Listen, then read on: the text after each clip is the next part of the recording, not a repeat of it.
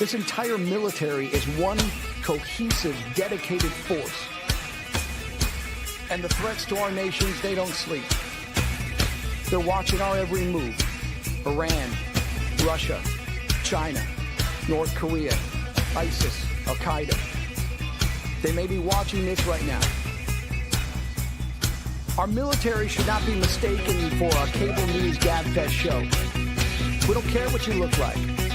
We don't care who you voted for, who you worship, what you worship, who you love. It doesn't matter if your dad left you millions when he died or if you knew who your father was. We have been honed into a machine of lethal moving parts that you would be wise to avoid if you know what's good for you. We will not be intimidated. We will not back down. We don't want war. But if you want war with the United States of America, there's one thing I can promise you, so help me God. Someone else will raise your sons and daughters.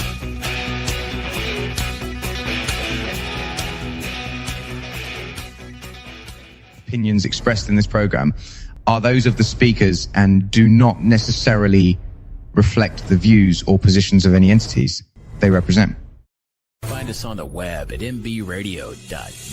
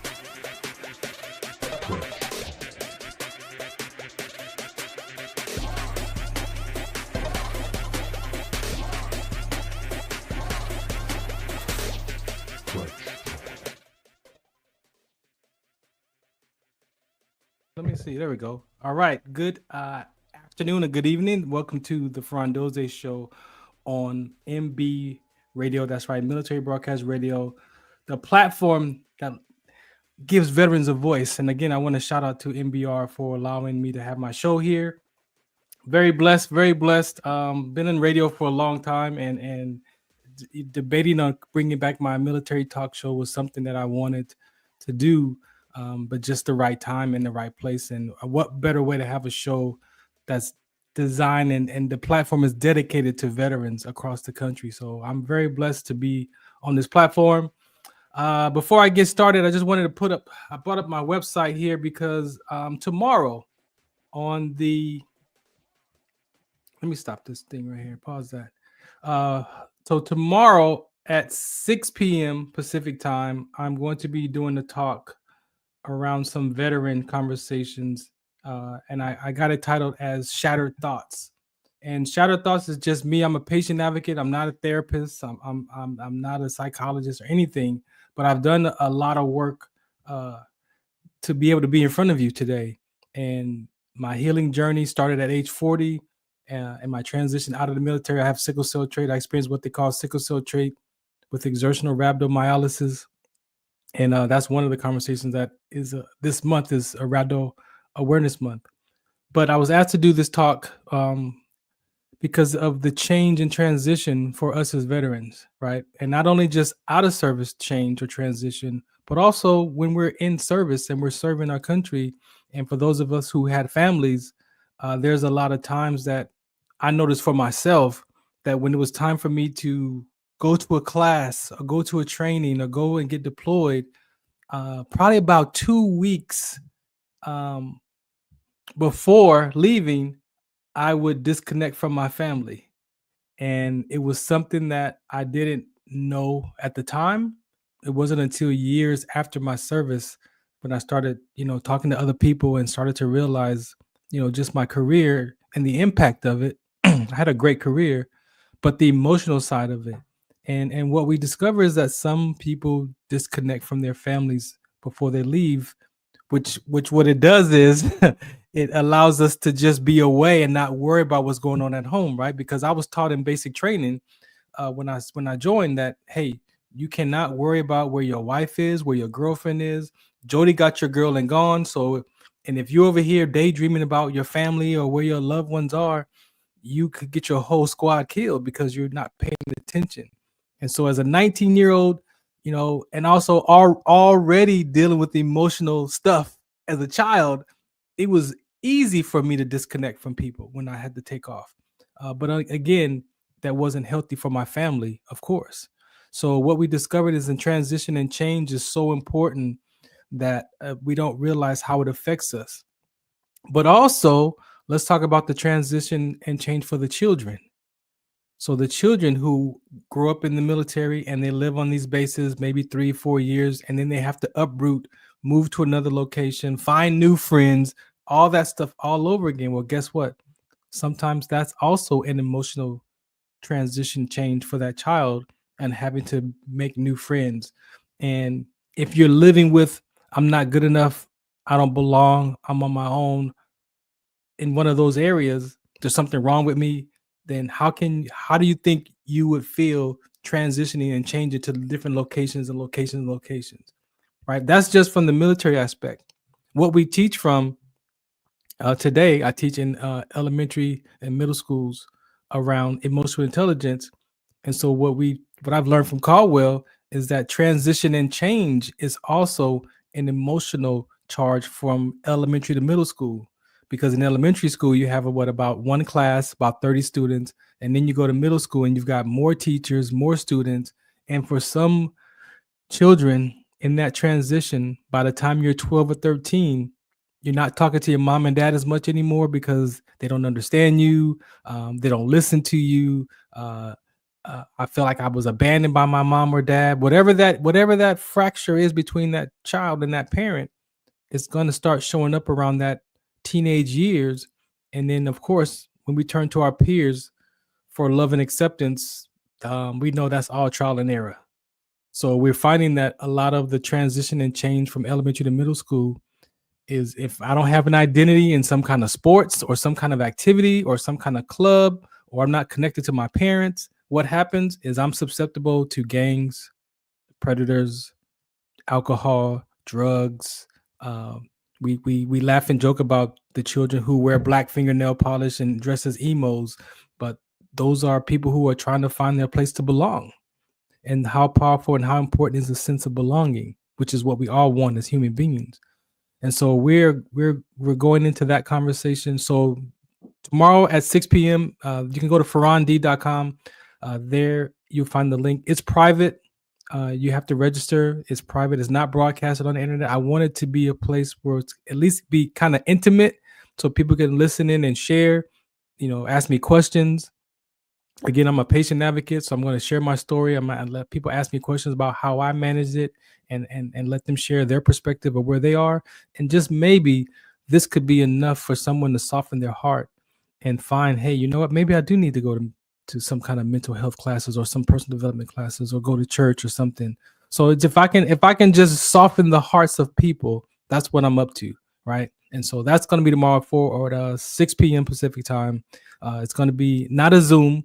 The Breakthrough Show, they have a great virtual conference room that she designs. I'm on Beyond 2D with her, and so she designed a really nice classroom for us virtually. So when you log in, it'll be your picture on the screen, and then you'll be able to see everybody, but you'll be in your home, in the privacy of your own home. You can have as many people on as you want in your space, and we're just going to have an open conversation. So go there and register. Again, this is something that's very important.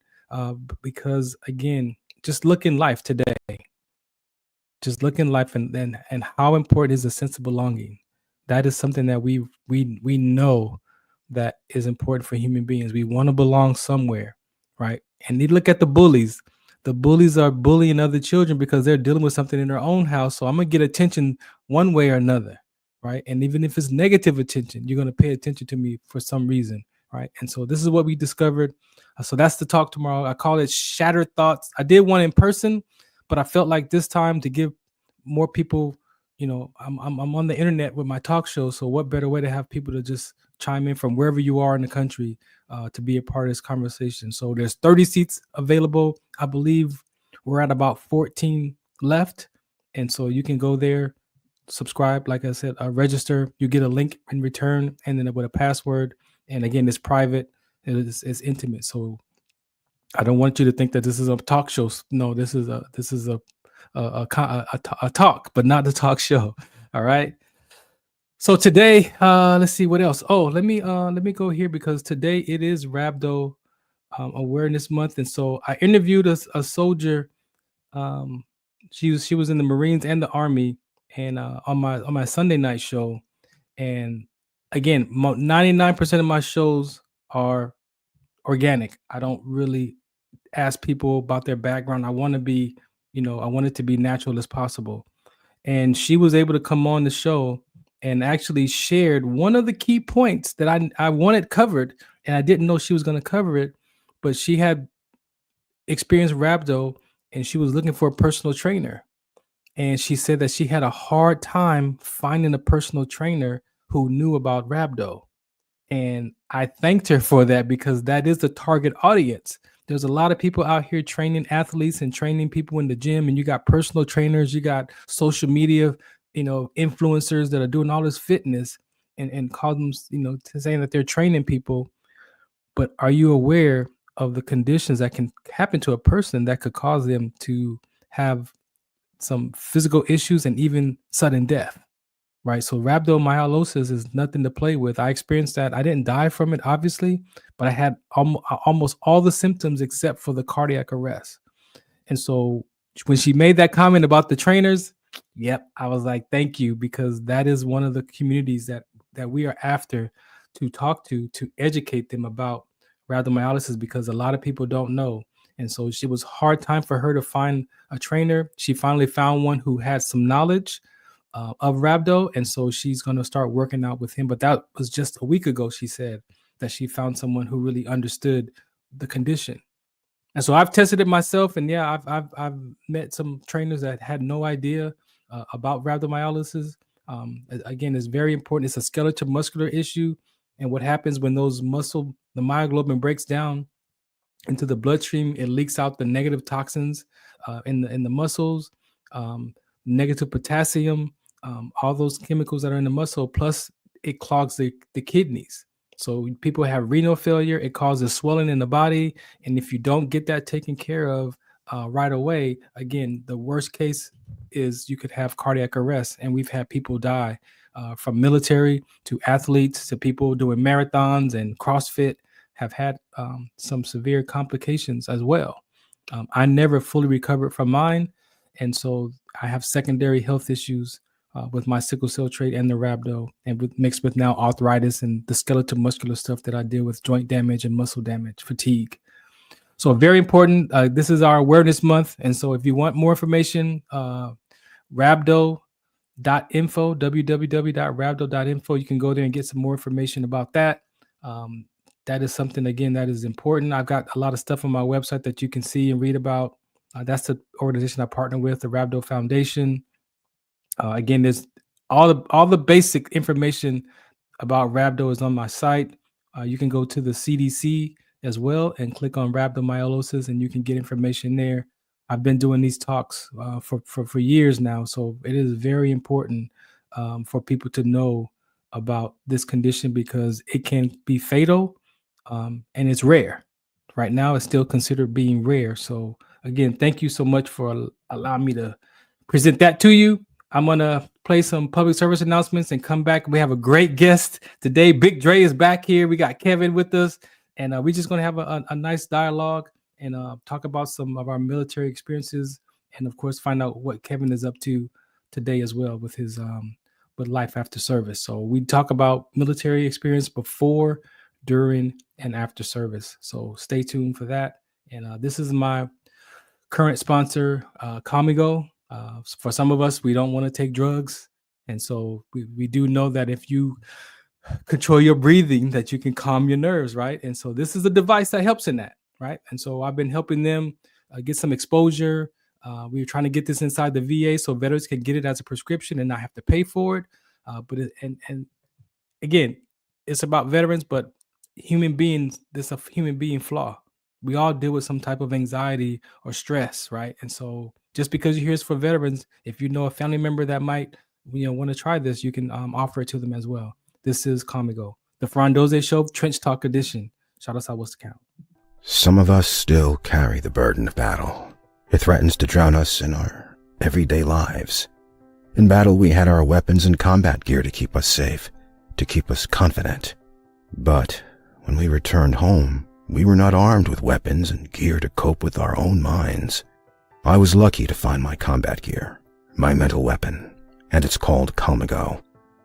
Comigo is a drug-free device that allows you to achieve calm in less than 3 minutes in moments of anxiety, stress, anger, panic, or insomnia, not with medication, but rather by activating the parasympathetic nervous system through breathing regulation and multisensory stimulation.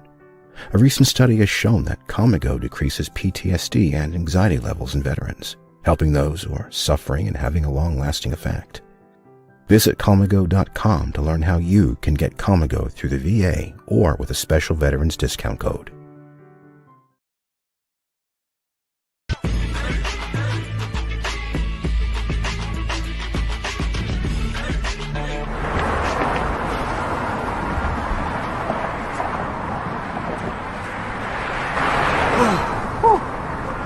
Hey, what's up, man? How you doing? I'm blessed, my brother. How you doing? I'm good, man. I'm good. Hey, did you see the game last night? Oh, that was a good game. But did you see the shot? I lost money from that shot. Oh, too, man, that shot was cold, I man. hated it, but it was good. Damn. What's in those jeans? You really want to know? I do. Exhaustion, muscle spasms, asthmatic issues, unexpected sickle cell trait crises. Damn. Are you serious? When I was young, I found out I had sickle cell trait. My mom's told me, but I ain't have no knowledge of it. But when I got older, I had a child, and the doctor told me my daughter has sickle cell trait. Do you know the facts that both parents have sickle cell trait? There's a 50% chance the child may have the trait, and 25% chance the child may have the disease. Hey, that's what's the count. Do you know that 2.5 million people in the United States have sickle cell trait, 300 million people globally? I didn't find out I had sickle cell trait until I was in the Army, 10 years. Next thing you know, I had a sickle cell trait exertion site. Sickle cell? I thought that was a black gene or something. Nah, man, the Latin community is number 2. 1 out of 36,000 babies are being born with sickle cell disease. You could be Caucasian, Mediterranean, European. You gotta know your bloodline, man.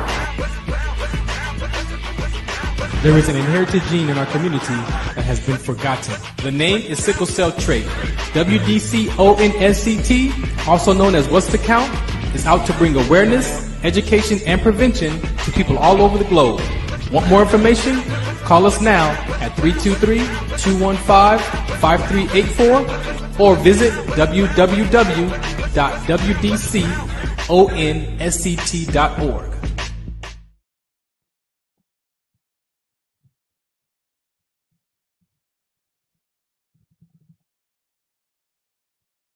All right, welcome back to the Farron Dozier Show on MB Radio.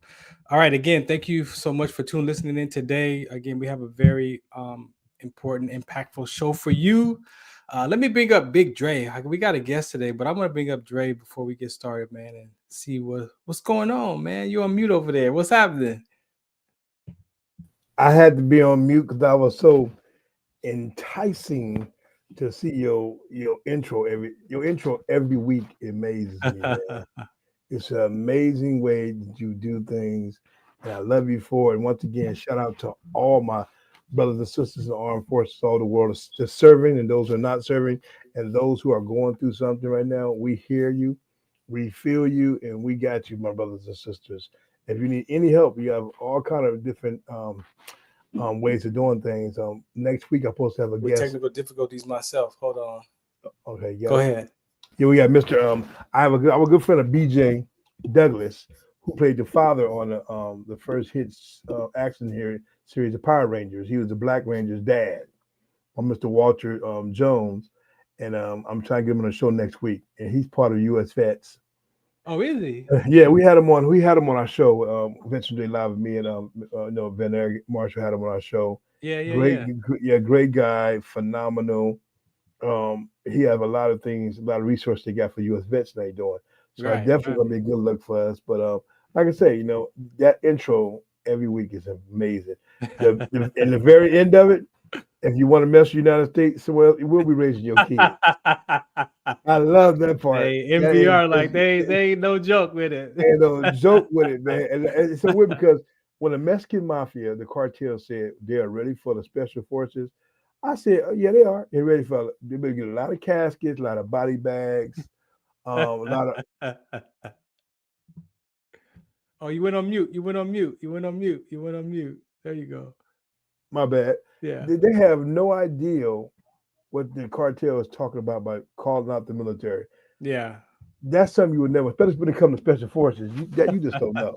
Yeah. They have no idea. They don't do that. So it's all bad. So I let them know if any of you people of any kind of relief of cartel watching right now and volunteer, man. I mean, I don't have no respect for somebody who murder people for no reason. But you mess with the wrong country, bro. To come to that, don't do that, bro. Don't do that. That's all we do is shake our head down, put our head down. Yeah. That's a moment of silence for you. Yeah, for real. But great show. Great what you're doing, man. And you guys gotta check us out every Sunday night. We do bags to canvas, a little show about the boxing world through the eyes of experts. So you're gonna join us every Sunday, 8 p.m. at 106.5 at KCAA. San Bernardino. And yes, I am coming live out there. I'll be out there live on the show. Don't worry about it. I'm gonna come out there. I'm gonna walk a plane. It's different dynamic when you're in person, man. You're in person, man. It's different. And I can't wait. I'm probably gonna bring a guest with me to go out there, a boxing legend. Yeah, exactly. I'm trying to get him my retirement. He wants that money. And you know who you are, Mr. Tony. Thank you, Tony. Want a little money? Come out there for like a couple of minutes. Come hang out with us. Come hang out. Come hang out where you have a good time, man. You don't know, but it's a great show today, people. Great show. Definitely. And we gonna do the bags of canvas on this episode too. I mean, on this show too as well. So we do the Live Tour Sports on here on MB Radio, but also on KCA. And hopefully soon, once I get with KCAA, we're gonna go back to simulcasting Sunday nights on both platforms. I did it before, but the sound quality wasn't working because we're on Roku TV, and so I don't want to mess up, our show and it doesn't sound, and the sound quality we what they call them sound gremlins or something. They was attacking the show. They was attacking the show. Attacking the show. So we want clean, crisp audio. So let's brace them for Kevin Indio Copeland. Let's brace them. Your audience. What do you want to say about Kevin, man?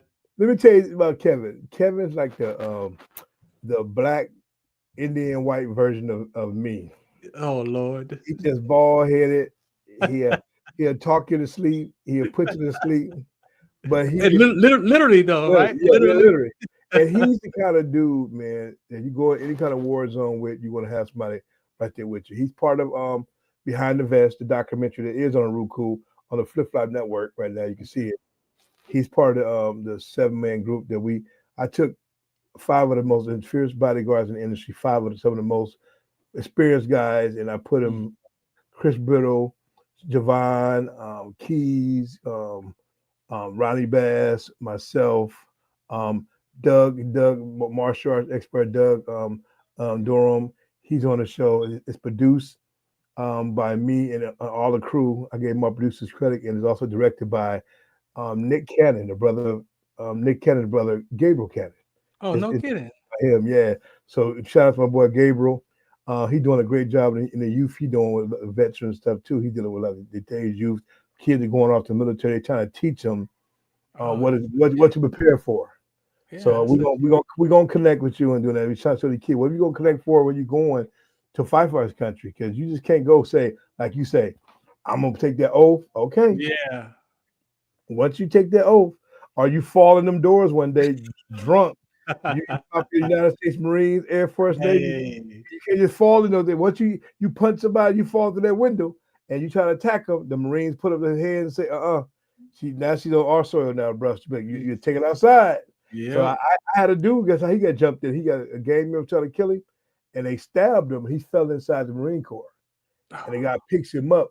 Man, he one of the best snipers around, boy. Now, my boy Jose Quell, he's now retired. He's been one of the big top real estate, but he's a hell of a sniper. Whoa. El Salvadorian, we work together.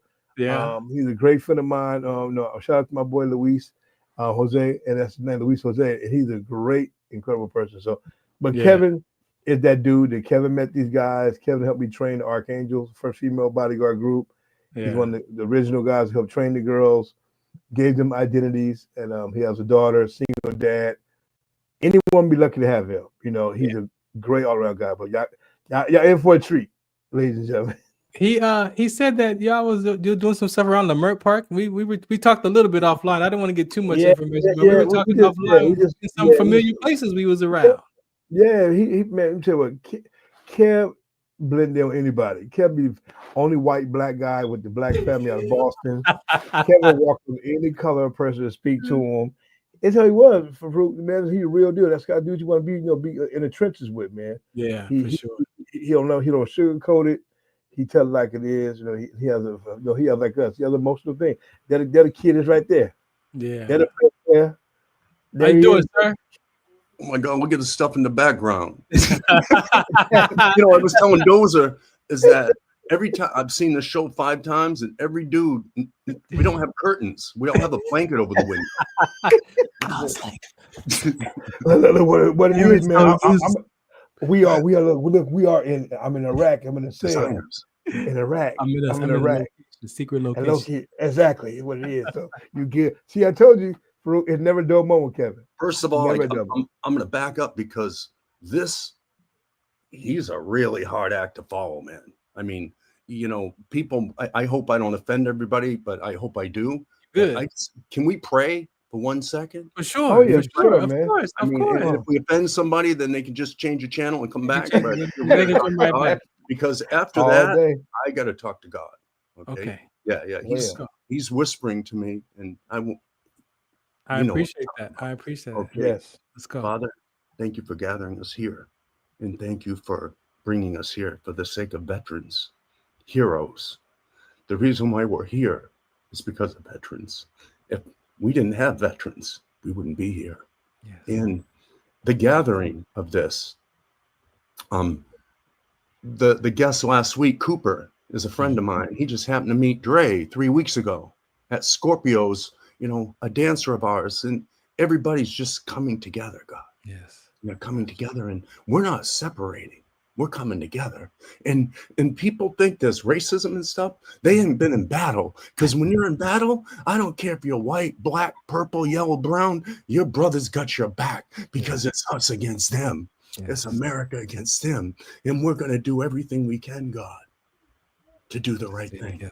Yes. And I want to thank you so much for the people you put around me, God, in this show. And thank you for these heroes. And thank you for Dozier for putting this wonderful thing together. And thank you for Dre. Amen. Amen. Thank you for that, sir. Thank you. Thank you. See what I'm talking about? So it's I hope I didn't offend anybody, but if I did, please defend them. Please defend them on my behalf. Yeah, please defend them and offend them. All the atheists out there, please defend those atheists. They are right. I'll get this one out of the way. Dre forbidden me to tell any of our war stories. I'm gonna drop Dre in the waiting room so we could talk. So yeah, man. Dre sit down in the waiting room in a second. On a serious note, I worked the underground. Dre told me, don't do it. I went the underground. I worked the underground. One night, they almost killed me. And I was laying in bed, and I got up the next morning. I couldn't walk, Dozier. They crippled me. Wow. Yeah, I knew something was wrong because they were hitting my back. I don't want to go into what happened. Yeah. But I was crying and I had nobody, man. I couldn't walk. I ain't never been like that, man. Yeah. I've always been a beast. And I called Dre, and Dre came over crying, and he picked me up in his arms, and he took me to the hospital. Wow. And he said, I'm gonna kill these motherfuckers. Wake up. I don't want to get into it, but Yeah. he whispered, and I ain't got no hair, but he was rubbing my head, and he said, "You're gonna be okay, man. I'm gonna stay with you." And he came and he stayed with me. He brought me fried chicken. He brought from diners. He took care of me, man. I was there a month, and they said he ain't gonna walk. And I got out and I was homeless. I couldn't walk. Dre still took care of me, and he gave me work. So I want to just first of all tell you about his moral fabric as a man, as not as a bodyguard, not as all this put aside, as just a man that came and picked me up in his arms. I mean, I'm sorry, I'm getting emotional. No, you're good. You're good. Thank you for sharing. Thank you. But Dre, I'll never forget that, because he not only gave me dignity, he gave me life. He breathed life into me. And we're not talking about overseas. We're talking about here. Right here. Yeah. And we're not talking about he made sure I was okay. He told the doctors, is he okay? He told the nurse, make sure he's okay. And he called me and he made sure it was okay. And I made sure. I never thanked you, Dre, but God bless you. Wow. And I had a dream.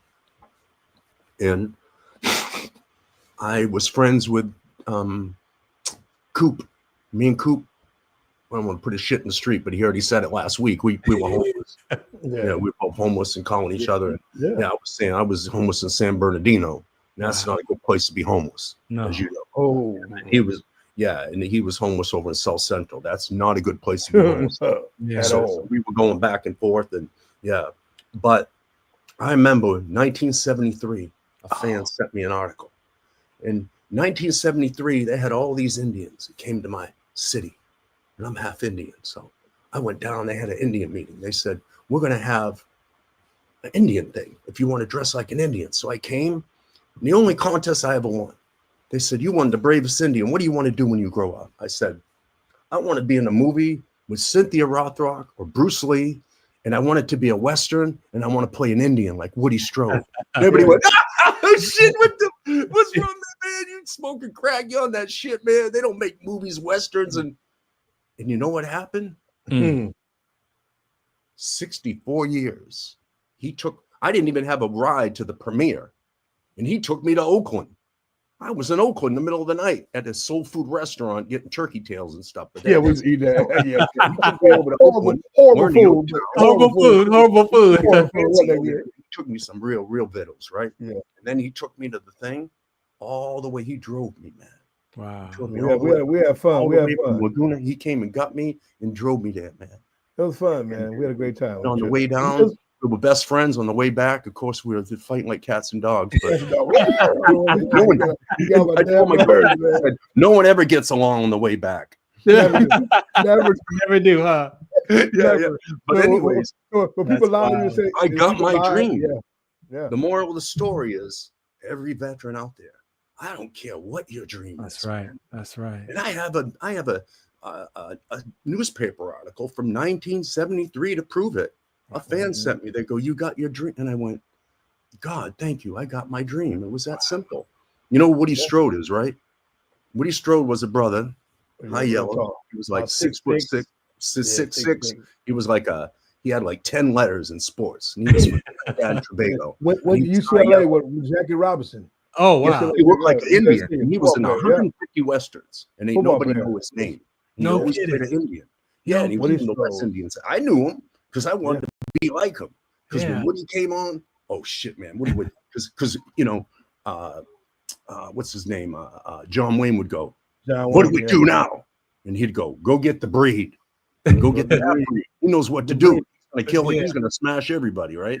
Go get the breed. And the breed was Woody. And Woody would no kidding. Muscles all built up, high yellow, all like high yellow brother. Lotion on him. Looking all like Shamar Moore looking. Shamar Moore with muscles. Yeah, Shamar Moore on steroids. Yeah, Wow. exactly. What it was. Yeah. You got the Shamar thing with Dozier. There you go. There you go. You do. Yeah, you do. Married 3 times, I think. He's gonna get married 3 times. I'm gonna tell Shamar too. Says you got twin brothers. It's Farron Dozier. You know, I'll never forget. On Dady's side, a girl said, "You remind me of a white Shamar." I went, "Are you blind?" I look at and I had the little Fu Manchu, and she was saying, "I thought it was a little more tan." Then she goes, "You look like a white Shamar." Carl Malden, Street of San Francisco. He had the Carl Malden nose. Oh, he got my nose. That big old look. Yeah, that's what he got. The That's Carl a fighter's nose. Yeah. No, that's good. Man. Thank you for sharing that story, man. I really appreciate you for being open and sharing that, and the prayer too. Thank you for that. Now give him the hard question, Farron, the little Kevin. Yeah. So we're gonna go back in time. You ready? Are you ready? First of all, are you ready? Yes, sir. Okay, you ready? Right. Okay, so we're gonna go back in time. Let's talk about. Tell us who the little Kevin was growing up. The little Kev. Little Kev. Who's the little Kev growing up? Well, I'm sorry. I was troubled. I was in trouble and troubled. Yeah. So I was the kid in the dunce chair. Like they had me sitting out there, and then the kids would go, "Oh, I'm telling Kevin," and I'd go at him. So the principal goes, "I don't know what to do with you. So I'm going to lock you in the office." So he put me in the office, and I go, "I'm going to die in here. This is going to be a fire or something." And there was nothing in the office but books. And unfortunately, or fortunately, the books were like Nietzsche, Kierkegaard, Irving Washington, and I read all them. And they came in and they said, "Well, what's wrong with you, Mr. Copeland?" I said, "Well, I have the Superman complex from Nietzsche." I go, "And that you can't kill me." And they go, "What is this? Like Goodwill Hunting or something?" And they go, and they didn't know I was reading the books because it was my only friends were books. Wow. Yeah. And my daddy owned a junkyard. Okay. And then from the I feel like Richard Pryor. From the junkyard, he got involved. He don't laugh now. He bought a place called Utopia. He bought a massage parlor. So I grew up between a junkyard and massage parlor. Wow. And I'm the only dude in the world. I had a dojo. Junkyard. Yes. At the junkyard. You want to see some alley cats. You go to the junkyard and you see a dojo, a boxing ring at the junkyard. Junkyard dog. Dudes. Junkyard dog. That's where the junkyard dog came from, huh? Junkyard dog. Oh, yeah, remember him? Remember the wrestler? Junkyard dog. I love him. It's Dre. He's the junkyard dog. We do look a little bit like junkyard. So what do you think, because this is important. What was going on with the friends? Because we talk about sensible on. You saw some of the stuff you were talking about. I was bullied. I was bullied and made in fun of. So I think I got into fighting because of that. No doubt. The basketball coach said, "I might need you." And I go, "I can't play." And he goes, No. They wanted me to be like Superman. What's dude's name in the NBA? He just follows everybody. You talking about Dennis Rodman? Like Rodman? Like Dennis Rodman? No, it was Rodman, but worse than him. Who's Superman? The guy with the dreads. You talking about now played for the Lakers and he played for the Heat, the Lakers. He played for everybody. He gets in trouble everywhere. Yeah, a championship with the Lakers too. Yeah, he's got a couple. Dwight Howard. Dwight Howard. Dwight Howard. Oh, Superman. That's right, Dwight. Yeah. You know what they'd say? It'd say, "Kevin, don't let him shoot. Punch him, slap him, call their mama names, whatever." That's all I did. I just on the basketball court? Yeah, I just push him. And there was one kid named Tewksbury. He's probably watching the show. I hate him. He beat me twice. He beat me in 6th grade and he beat me in 8th grade with that one shot. He went like this, and I went Tewksbury. Bushu. And they went, "Tewksbury, watch out, Tewksbury." And I go, "You ain't beating me this time." And he came up. It was like a movie, right? And he's ready to shoot and he passes it. And I run after the other guy to slap him, but it's already in the air. It's already in the air. Oh, it's already in the air. You was a poster child. They used to call me Flagrant. Flagrant. What's up, Flagrant? Bill Lambert. Yeah, that's Dwight Howard. Bill Lambert. Bill Lambert for the Detroit. That's wild. And then I got into boxing a little bit. And I was kind of good at martial arts. And, I went all the way to the Battle of Boston, met Billy Blanks. And, you know what happened then. He got famous and I didn't. Yeah. So I didn't want to fight tournaments. So I went in the underground. That's where I became an underground fighter. That's where I started the whole That thing. beautiful nose came from. Let's go back to the junkyard real quick. If you are open to share, I'd like to find out your ancestors. Like, what brought your family to Boston? My daddy was Irish. My mom's an Indian from up in Maine, and it's Passamaquoddy and Blackfoot. And there's 3 tribes. Wow. There's a Blackfoot nation. Then there's 3 tribes. Now, one tribe is called Siksika, one's called the Bloods, and one's called the Pagans. So the Pagans Motorcycle Club and the Bloods adopted their names from the Blackfoot because they're so fierce. Wow. Yeah, they're very fierce. So you got the Bloods, the Pagans, and the Siksika. So that's the nation, and that's the tribe. So, and then my mom was Passamaquoddy too. That means people of the fish. So they were very white Indians. They had green eyes, like blue eyes, very light looking, and they weren't war Indians. Oh, wow. But when the first Thanksgiving came, matter of fact, the Passamaquoddy said, nah, we ain't going with these. We ain't having dinner with them. We don't know them. We ain't kicking it with them. Everybody else said, nah, it's cool. They go, nope, we ain't doing it. Wow. They knew it was coming, right? Wow. They kind of saw what was coming. So they weren't getting involved in it. And then some Indians were saying, yeah, let them go. And then we'll just raid and kill everybody. So there was all kinds of stuff going on. And, Thank you. Yeah. You know, and back in the day, you know, it's like, you know, the Indians, like black men were targeted because you had the Mormon militia after us. You had gunfighters after us. You had bounty hunters after us. You had the cavalry after us. You had everybody. What? You had the tribes. Everybody was at. If you're an Indian man, you're a target. What? Yeah. So, I mean, if you read, and they don't teach a lot of it in the history books. No, they leave that out. There's a great book called The Lies My Teacher Taught Me. When you read that and compare it to like the Trail of Tears and stuff, they don't teach that. They don't teach a lot of stuff. Yeah, they don't teach a lot of stuff. But like they taught like Harriet Tubman. They taught the black version, the white version. But when the slaves ran away from the mansions, where did they go? Right. In the woods. Who's in the woods? The Indians. So who helped them out? The Indians. They said, these guys are doing messed up shit. We ain't down with this. We're gonna help them out. Wow. And they helped out Harriet. So Harriet. So there was a whole other thing going on where Indians were helping too. For sure. So they were.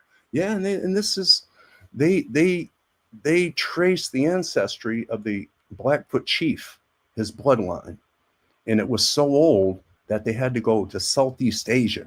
No way. And that puts in line the Bering Strait, that all of us are related. We all have the same blood. You know, on my grandparents' side, my grandmother's side, their last name came from Creech, which is supposed to be an Indian background. Creech. Cree. Creech, I believe is spelled that way. Oh, really? Yeah, I know the Cree. I know the Cree. Cree. Dre's a Blackfoot too. And you know, when I did the movie Black Creek, I found out that Benny the Jet Urquidez was also Blackfoot. Yeah, he was also half Blackfoot Indian.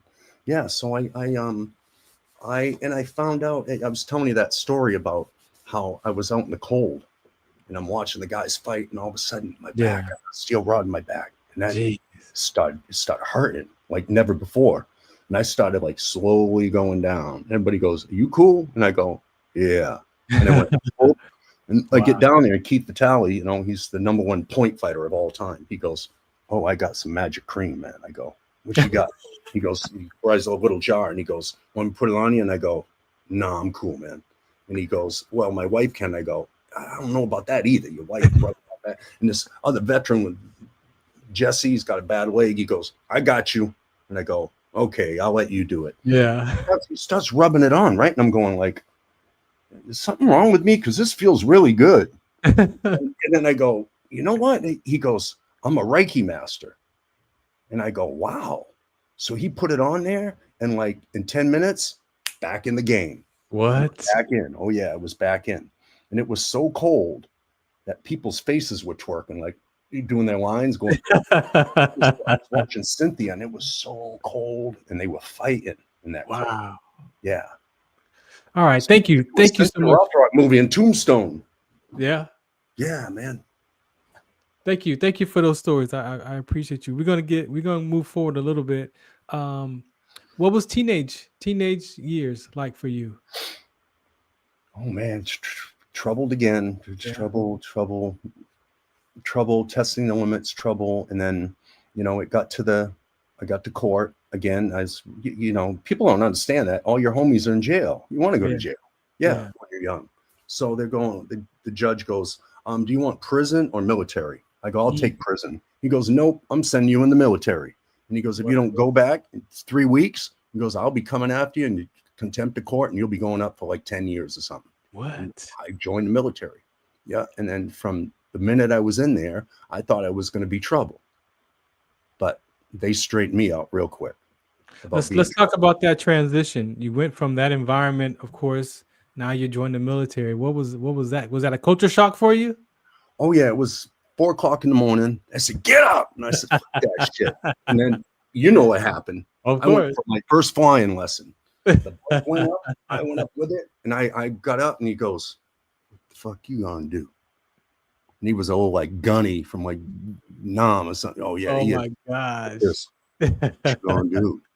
And I said, "Nothing. Whatever you say." And then, then I don't talk about too much about that, but yeah, then, for sure. as we all know, the gas chamber.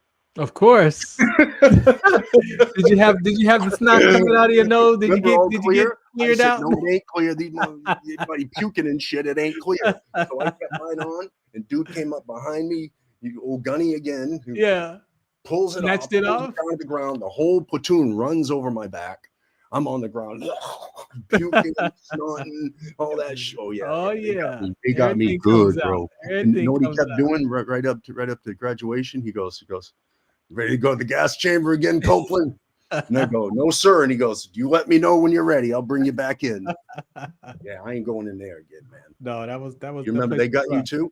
Oh, of course. What I did was I put the mask. We were in line, and I put the mask on, and I sealed it. Right, I sealed it.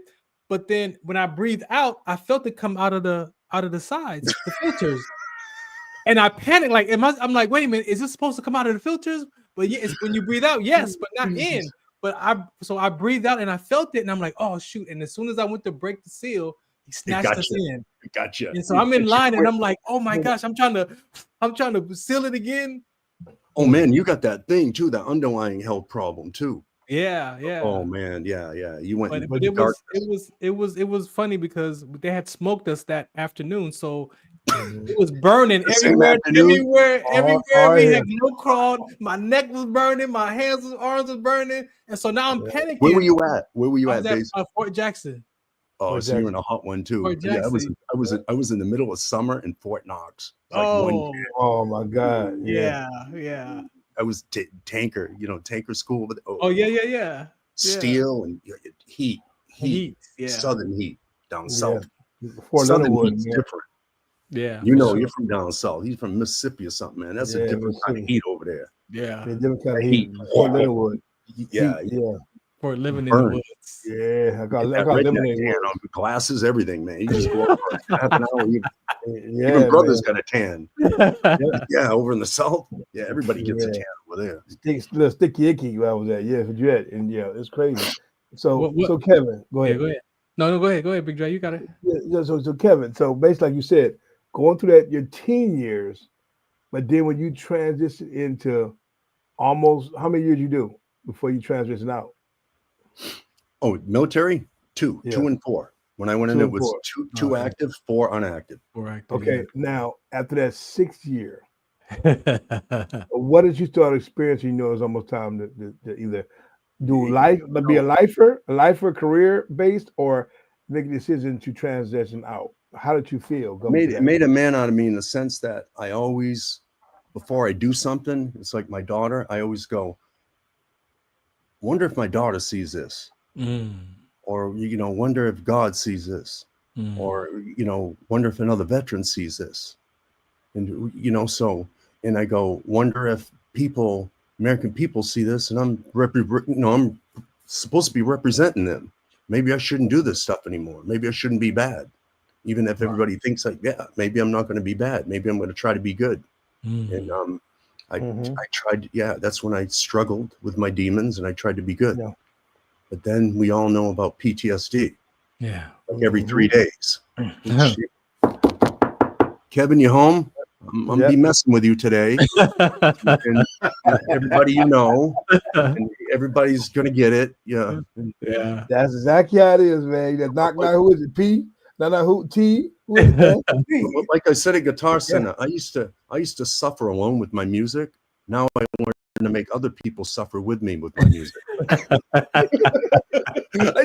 I send my weird songs and stuff to Dre or my girlfriend. I'm like, they go, it gives what me. is this? Is it instrumental? Are you singing or is it instrumental? You know, I ain't a rap, I ain't a singer, I'm a poet, and I just put music with it.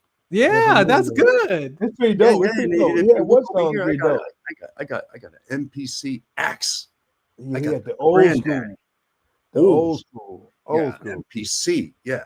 I mean, you know what created hip hop? MPC. And you know what I did? Before I got into this, I did research. And they took a piece of paper and they put a mound of sand on it and they played orchestral music under it. And the sand formed into a perfect wave pattern. And that's what happens to your brain when you listen to music. It changes the chemicals in your brain.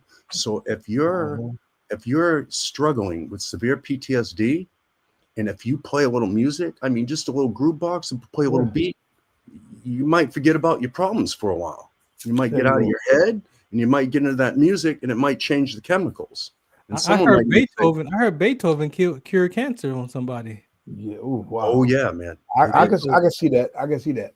Beethoven. And I was like, what? I turned it on the radio, like, let me play this Beethoven.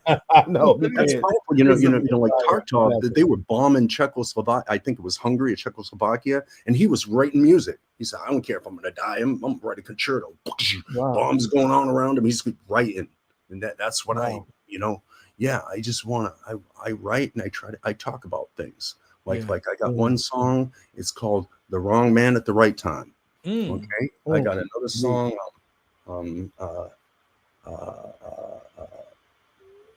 Fucking with me, all these people. I got a naughty one. Then I got a naughty one.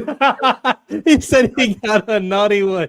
A naughty one. He said I got a naughty one. You got titles of my own song. Yeah. Then I got a couple sexy ones where I got my groove on. I tried to be like R. Kelly, you know. Oh God, that's all sexy and like very white. He got one.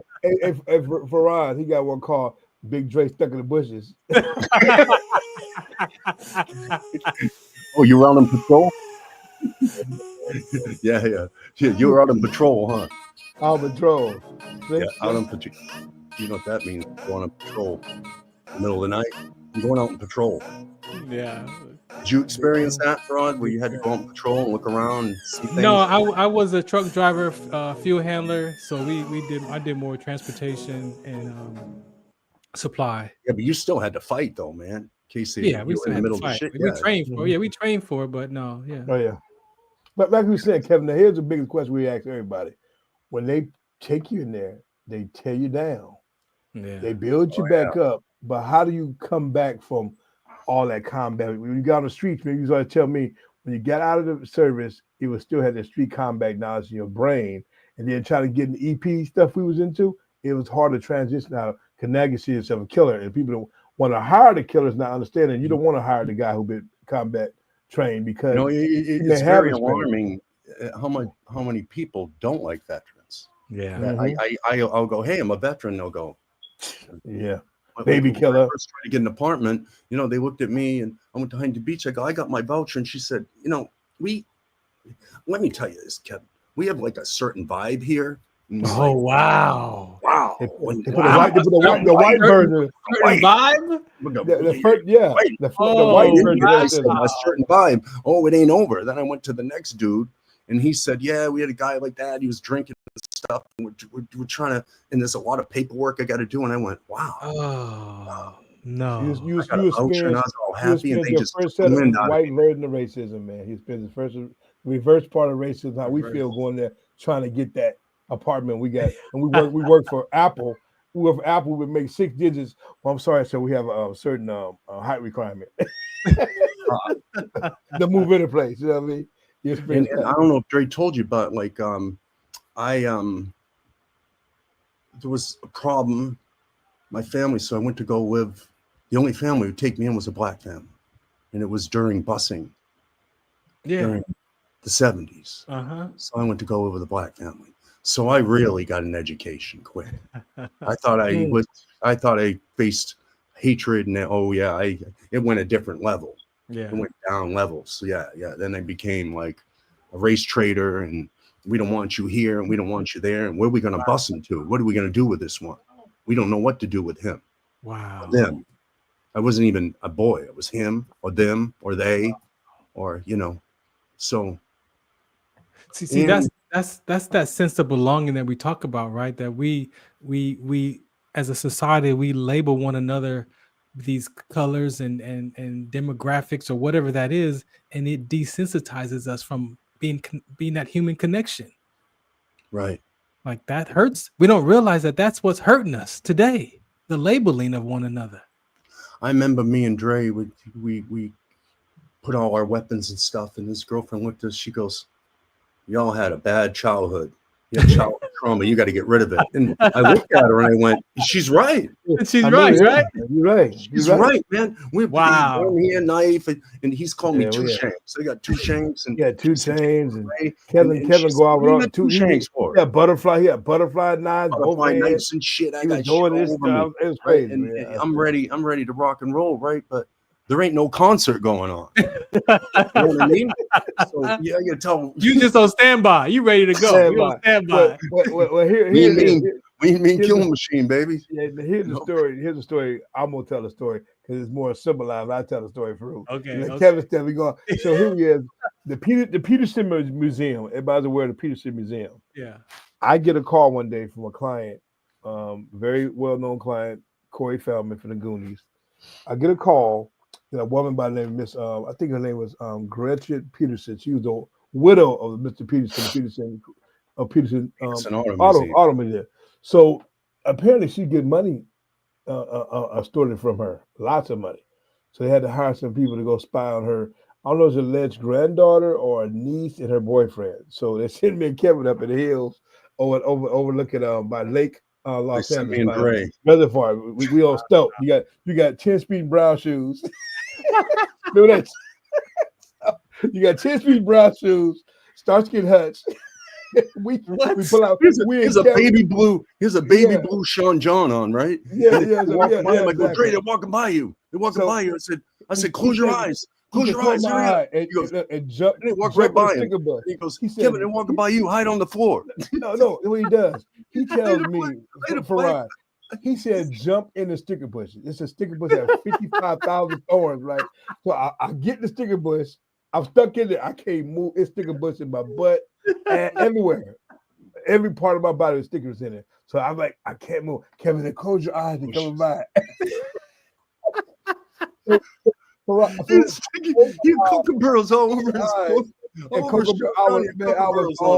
I had you drunk the water. I was leaking out water. My whole body had holes in it. I said, I'm stuck in it like about 10, 15 minutes. Kevin, I'm on radio now. I can hear him in my ear, but I can't move. The dude smoking a cigarette by me between the days. I'm like this, just stuck. And he said, close your eye. They can't see you. I close my eye like a fool. And the dude walk around, he like literally right. Kevin said, he's right in front of you. He's right. Like, I'm hearing my ear like, okay, what I'm gonna do? What I'm gonna do? You move. Don't breathe. I gotta hold my breath. All of this. I'm like, I can't breathe as it is now. Then we had the ensue chase with a Honda SUV. Yeah, SUV is the Honda. The Honda is almost on the last leg. It's on his last leg. Honda's last leg. I mean, it's burning oil, everything. burning oil too. They got like a Ferrari. We got this beat up hood car with a bullet hole in the door. They had a bullet. Remember, Dre? There's a bullet hole in the door. He goes, "What's this, man? What the fuck is Kevin? Is that work?"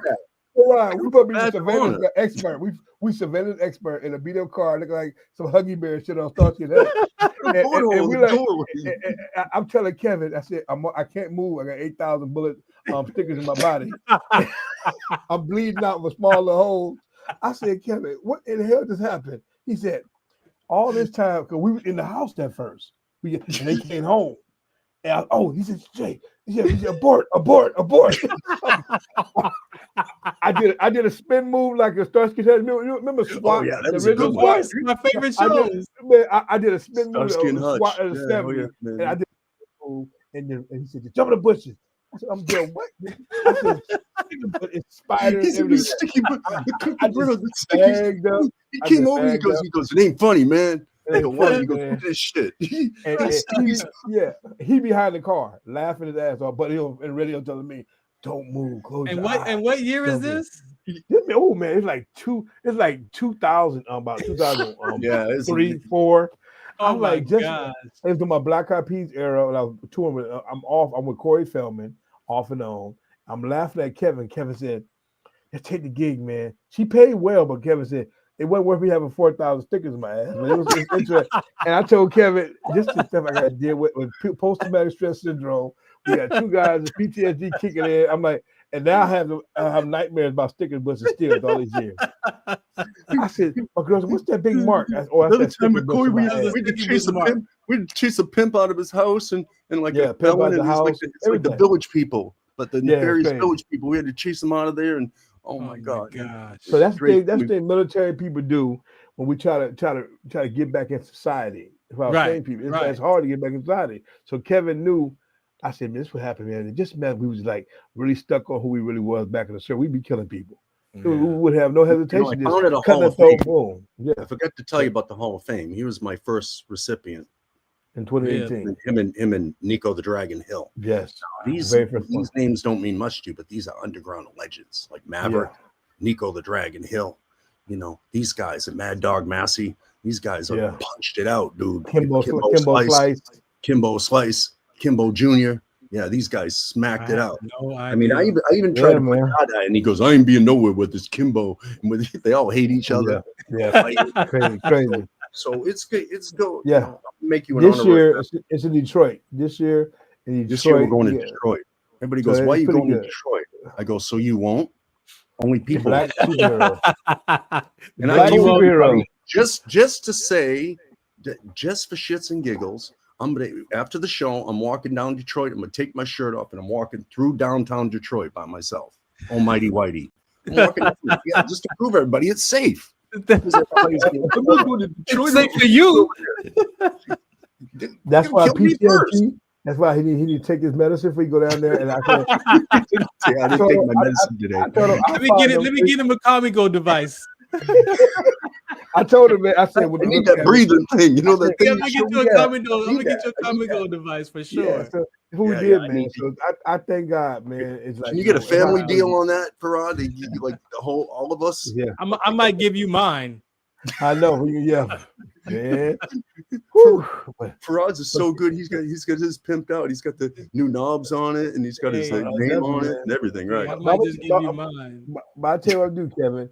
In this situation where you're saying, so who is Kevin Copeland now? Besides, like I said, what I really want to do, you know, a lot of guys have dreams and this and that. I want to get a bus with you 2 guys, a couple buses, maybe 3 buses, and I want to go to the VA, and I want to pick up veterans, and I want to put them on the bus, and I want to bring them to Olive Garden, and I want them to order whatever they want.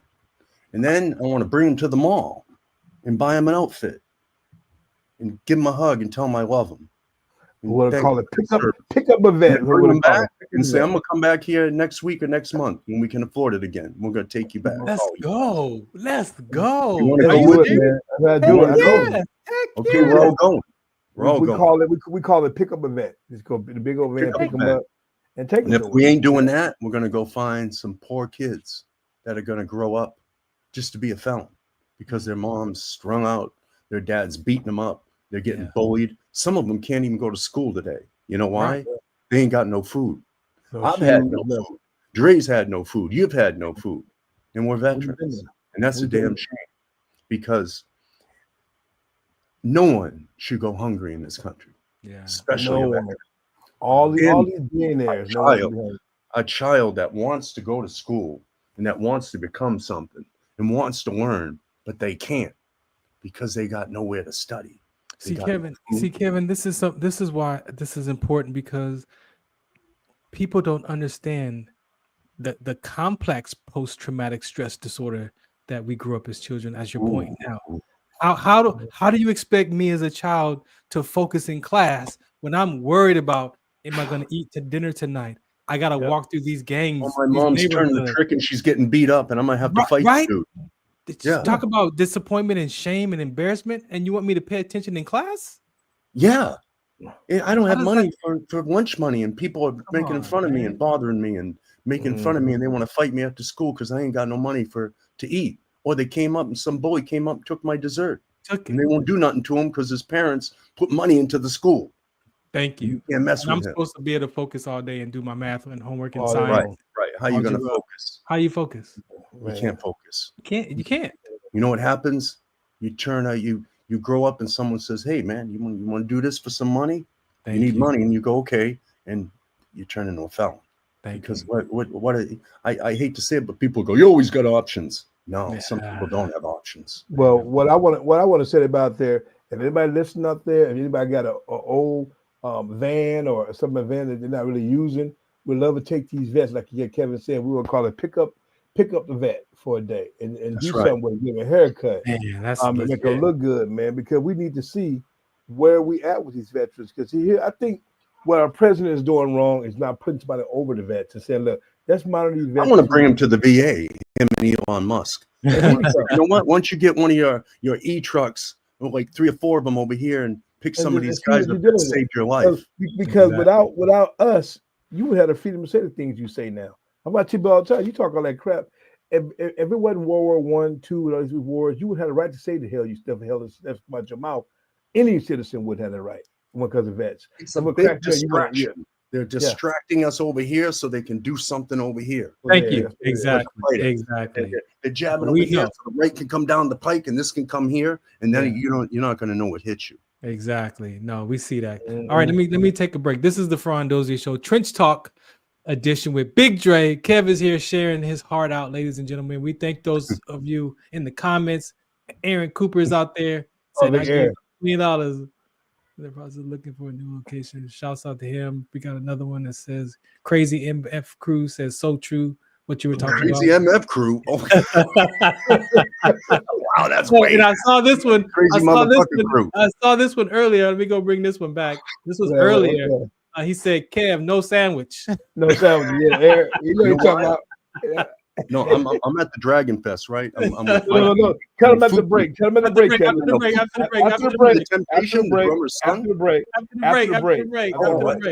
break. Again, thanks for tuning in. We'll be right back. Zetovia salve, made from natural and organic ingredients, good for inflammation, poor circulation, hemorrhoids, yeast infection, lip sores, dry coughs, eye pain, minor cuts and bruises, and ready to purchase at botanicaherbalco.com. botanicaherbalco.com. botanicaherbalco.com. This is Farron from the Farron Dozier Show, 8 p.m. Pacific Time on KCAA Radio, 106.5 FM, 1050 AM. Also streaming from the KCAA Radio.com website, the station that leaves no listener behind, and MBR Radio. That's right, MBR Radio on all their streaming platforms, including MBR Radio on Roku TV, Sunday nights live, 8 p.m. Pacific Time on KCAA Radio and MBRradio.us. The Farron Dozier Show. For more information, search farrond.com. Tune in to the Farron Dozier Show on KCAA Radio 106.5 FM, 1050 AM. Also streaming from the KCAAradio.com website on Sunday nights at 8 p.m. Pacific Time. Brought to you by Sports Collective TV, Sports Collective Radio, and Sports Collective Media. We got the Heme Factor, we got In the Zone, and we got Fourth Down and the 20-second Timeout Sports segment. All for you right here on the Farron Dozier Show on KCAA Radio 106.5 FM, 1050 AM. Also streaming from the KCAAradio.com website with my guest hosts Robert Lamar and Coach Will.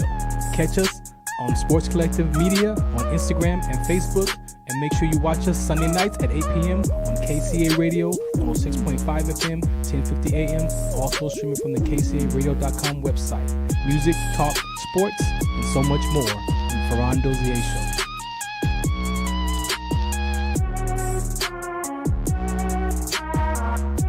My name is Ann Halley. I am the CEO and founder of the Rhabdomyolysis Foundation. I founded the organization in 2022 in an effort to support survivors and fund medical-related research. If you're interested in getting involved with our organization, you can visit our website at therhabdofoundation.org. You can sign up as a volunteer, or you can support our organization by donating directly on our website. And all proceeds will go to support survivors and medical research. Do you remember studying sickle cell in biology class? What's the Count on Sickle Cell Trait Prevention is here to bring you awareness, education, and prevention conversations around the risk factors of this inherited gene. Visit wdconsct.org. All right, welcome back to the Farron Dozier Show, Trench Talk Edition. Having a blast here, ladies and gentlemen. We got a few more minutes left. We're going to talk more to Big Dre, and Kevin is here. Again, if you want to be a guest, hit me up at Farron Dozier. If you want more information about sickle cell trait, go to wdconsct.org. Again, farrond.com if you want to be a part of the event tomorrow night for veterans and their families, or just anybody. You know, this conversation about shattered thoughts, I mean, it's been spoken here even. There's a lot of things that go on with us as children. And as parents, we ask that you take time to listen and pay attention to your child. It is very important.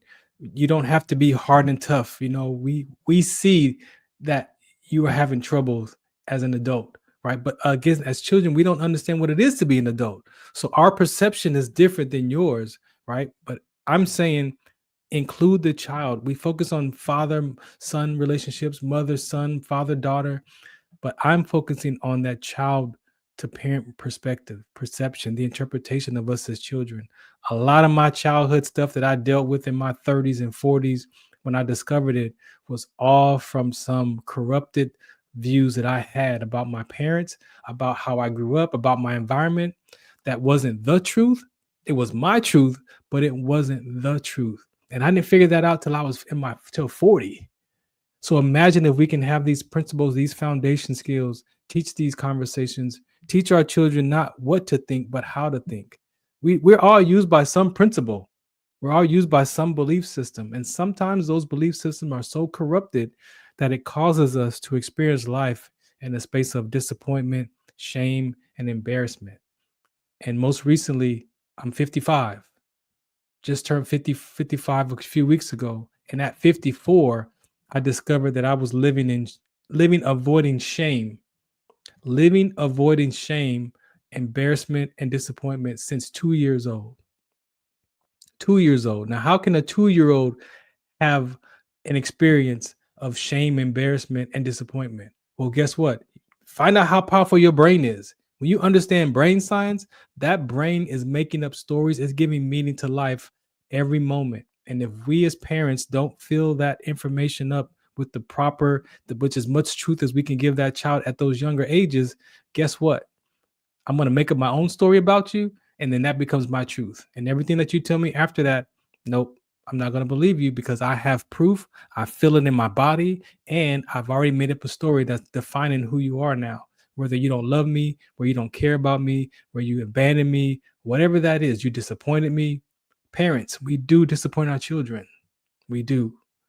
And you have to be able to allow that child to have a conversation with you so that renews their heart and it connects them back to you.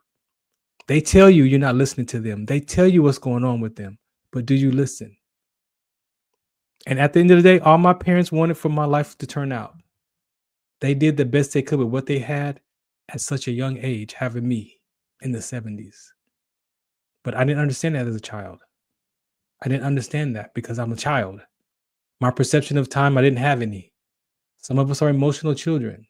So we talk about mommy, daddy issues and we talk about all this stuff. Yeah, those are real. But I don't want to talk about it. I want to talk from it so people can look in their own life and figure out what's going on with them. It impacts us. It costs us. It costs you your health, It costs you your affinity for people. It costs to act the way we act. We know how we act, but what's in the way? And sometimes it's I'm not good enough, I'm not worth it, and you give into hopelessness, despair. From despair, you get to self-loathing. And mine to myself was, why bother? Why even bother? Why am I even here? And for us, our veterans, brothers and sisters, 1 every 65 minutes takes their life. They say 22 a day. We know that number is low.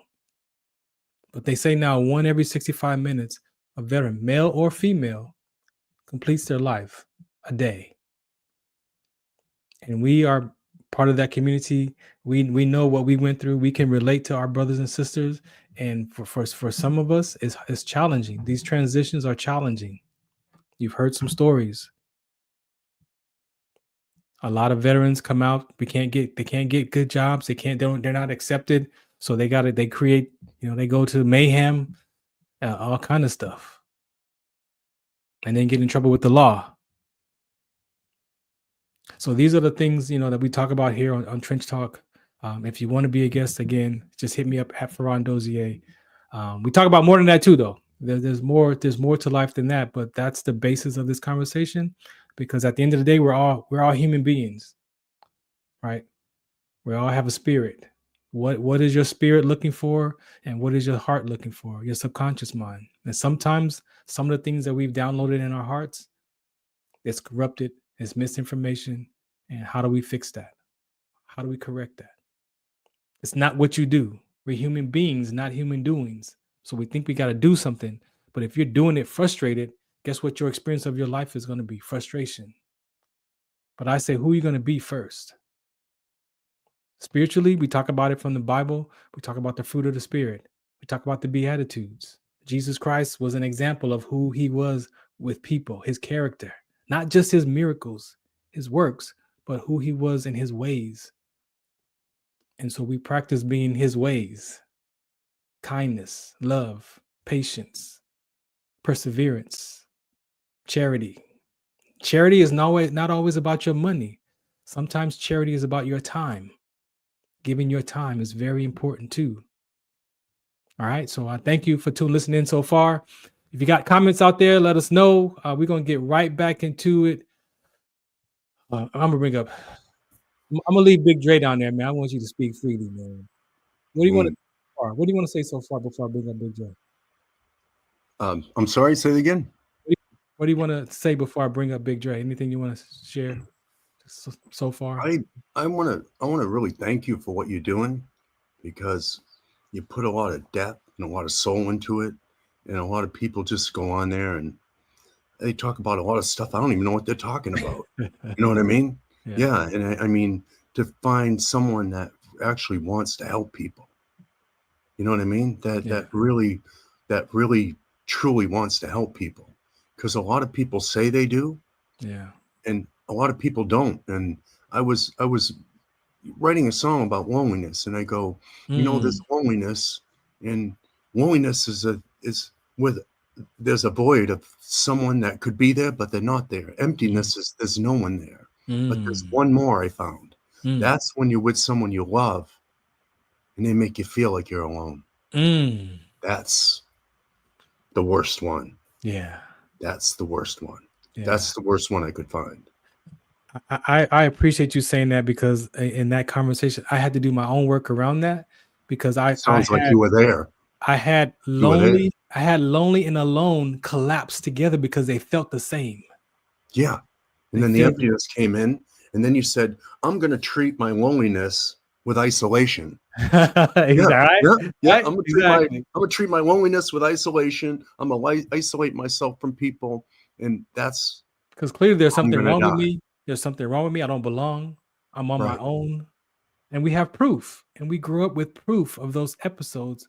And so what does the brain do? The brain is memory patterns. So it's remembering all those times. Oh, yeah, no, this is that same time. Remember that one time? Yeah, that's what this is right now. And we think that we're about to be alone again. I founded a Hall of Fame, have a beautiful girlfriend half my age, and I'm in a movie, and I hate myself. Exactly. I don't know why. Exactly. I look at myself and I go, I hate you. And I don't know why. Yeah. And I know why now. Yeah. Because of what I was taught. And I listened. You can't, any veteran, you can't listen to other people. You can't compare yourself to other people. Oh, that's you can't say, well, Mr. Brown.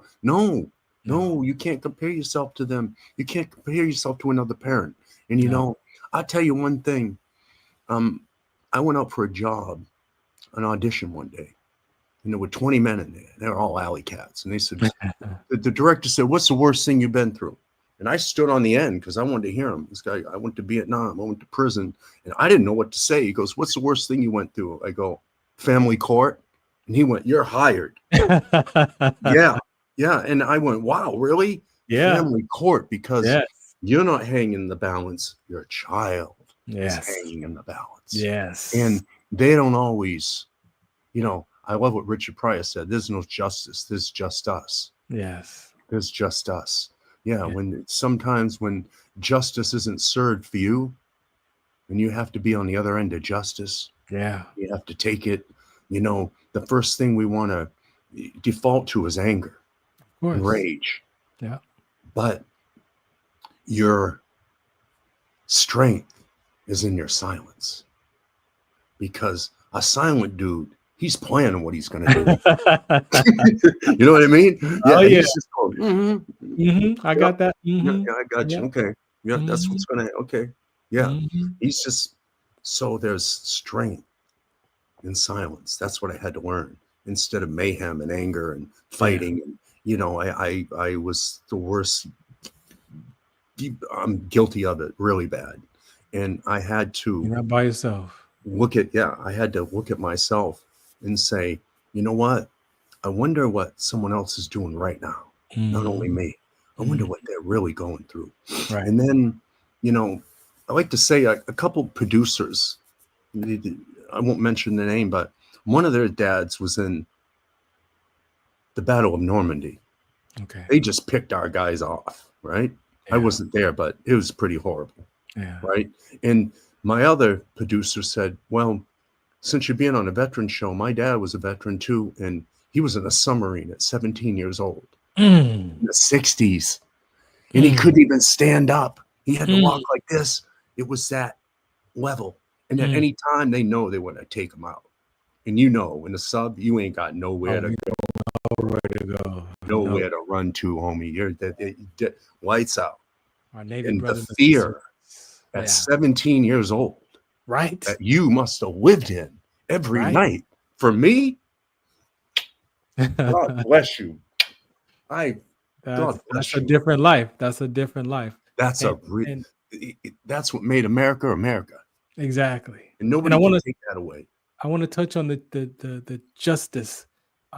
As parents, a lot of times that's why divorce is such an impactful experience for the child, because sometimes the child blames themselves too in that divorce. The child always blames themselves, and then they have to pick, or they don't get a choice of what parent they might want to go live with dad. They can't go live with dad because mom wants them to come with them. And so there's so much that goes on. And that's why I'm an advocate for our childhood experiences, because the worst thing too is parent assassination. When they assassinate the other parent. Yeah. And you know, you got to remember something, because they go, oh, bitch, you know what? You came from a woman and your baby came from a woman. Yeah. And as much as I dislike the mom, she gave me the most beautiful thing I ever had. It didn't start out like that. And I was a single dad. Yeah. And I suffered. Yeah. I suffered. I really did. But in the end, look what I got. Look at it. Look at it. Yeah. Beautiful. I got beautiful friends. I ended up in a movie with my idol. Yeah. When's that happen? I came from the gutter, man. Yeah. You know, I mean, if I did it, 7 years ago, I was in Bloomington. I was sitting I don't drink. I've been sober 22 years. Hey. And you can be outside and be a drug addict. You don't have to use, though. You don't have to use. Right. You don't have to go back. I don't care how bad it gets. I ain't going back. Yeah. Because I know how bad it was. Thank you. I ain't going back there. And because you for you to share that, right? For you to share that with others so they can realize it can get worse, brother. Yeah. Yeah. You go, oh, what could get, it can get worse. Yeah. And I tell everybody, you're one bad day away from being me. One bad day. Yeah. One bad day, it could all go wrong. You could end up. Big Dre, you ready? I want you to come back and Big share. Dre, get in here. Man. You ready? I know there was a story to tell. What's Man, up, Big Dre? Look, before we end this, Got me blowing my eyes all over veterans, man. See, before we end this not a tragedy. I've been talking to Coop, Yeah, on the loop, and he was saying about stuff. And but the sandwich thing, Ken, I said, Kevin, you got to talk about the sandwich thing. We get off. Yeah. So I'm at the Dragon Fest. The Dragon Fest is a gathering of martial artists, right? And I got Kimbo Slice's son there, and Dada 5000 is supposed to show up. So we're there, and nobody knows about bare knuckle fighters. They're like, who are these guys, man? These bunch of thugs, goons, right? So, anyways, I'm sitting there, I'm representing. I founded this Hall of Fame, and all of a sudden, I see Ron Van Cleef, the Black Dragon. And little Mikey's with me. Mikey's this chubby kid, and he's, Fufu's son, my drummer for the Temptations. I used to bodyguard for him, so he's my friend. Yeah. And he said, I don't care about the Black Dragon. I want a sandwich. I said, a sandwich. That's the Black Dragon. Ron Van Cleef goes, I don't care about the Black Dragon. I want a sandwich. And Coop looked at me and goes, hey, get the fucking kid a fucking sandwich, will you? And Ron Van Cleef looks at me and goes, every time I hear that story, sandwich, will you? And I go get a sandwich. He goes, get a boy a sandwich. I'm hungry. you know, Coop. You met Coop. Yeah. Hey, forget about it. Get the guy.